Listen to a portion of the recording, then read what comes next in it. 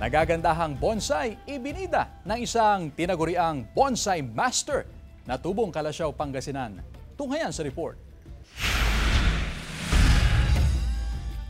Palawan-inspired bonsai, meron ding Malamarawi Siege, Balete Drive-inspired at meron namang tila kagubatan ng dating. Ilan lamang yan sa mga obrang bonsai ni Randy Ligaspi mula Kalasyaw, Pangasinan.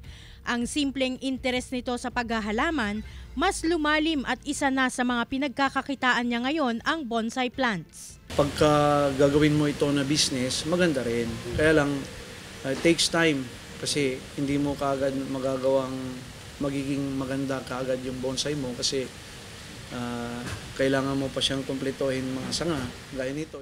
Iba yung pasensya at kasipagan daw ang susi kung nais mong pasukin ang business sa pagbubonsai. Diyan nasusubukan yung patience ng isang nag-aalaga.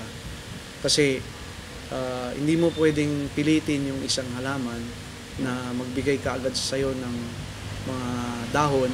Taong 2005 nang nagsimula si Randy sa pagbubonsai at ngayon nagiging therapy na rin niya ang pag-aalaga ng mga bonsai. Low maintenance raw ang pag-aalaga ng bonsai pero kung effort ang pag-uusapan, abay kailangang ibuhos ang lahat.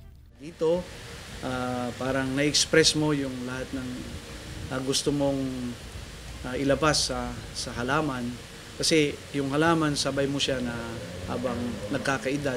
Nakikilala na rin si Randy ng ilang grupo ng bonsai enthusiasts sa bansa. Nakapag-uwi na rin ito ng karangalan at pagkilala mula sa iba't ibang bonsai exhibit na isinasagawa sa bansa. Naniniwala si Randy na gaya ng mga tao ay gayon din ang mga halamang bonsai na nangangailangan ng pagkalinga. Ika nga nila, kung ano ang itinanim ay siya rin ang aanihin. Kasama si Ron Taniedo, Glam Calicdam Dizon, One North Central Luzon.